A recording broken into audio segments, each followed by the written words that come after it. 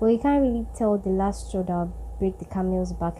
It may just be that you do another tight hairstyle, and that may just be the last of it. That may just be the one that would damage your hair follicle. That's why you really need to take this. Hello, welcome back to my YouTube channel. So this is a part 2 of my previous video on precautions to take when installing protective hairstyles. If you've not watched it, it's in your best interest to pause and watch the first video. Thank you.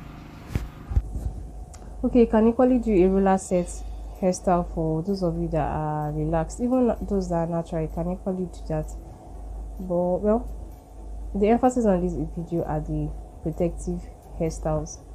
Now, if you've decided to follow my advice by making your braids not to be too tight, it also has a price, meaning that your hair will get rough easily. But you can combat that with a product like styling mousse and edge control or a hair gel. Now, the styling mousse can tame flyaways, especially if you're doing a Ghana weaving or you're doing a box braids.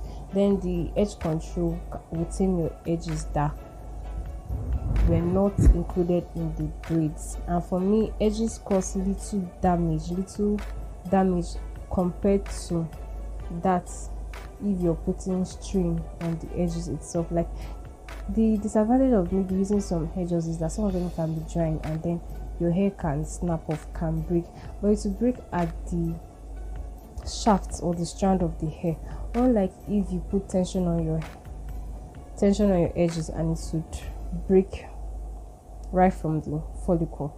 I remember those days sometimes when I make box braids.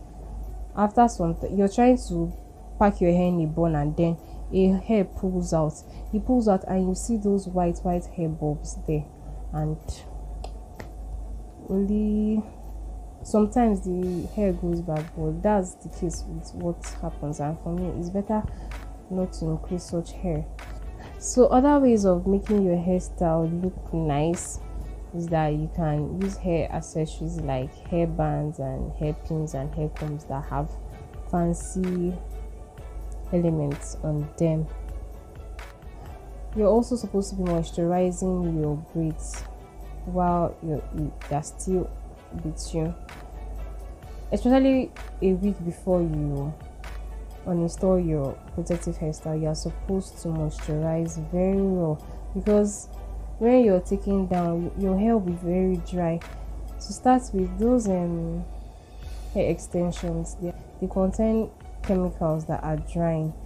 Even if they don't contain chemicals that are drying, because they are like wrapped around your hair, it's not likely that your hair would retain moisture for such a long period. So it's better to moisturize the hair, that's your hair, including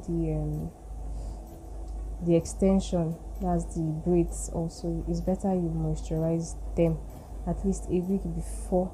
When you want to uninstall your braids, as I said, moisturize your hair very well. And on the day of you have to choose a day or a period whereby you know you'll be chance to actually uninstall it, because when you're uninstalling it in a haste, you end up having a lot of breakage.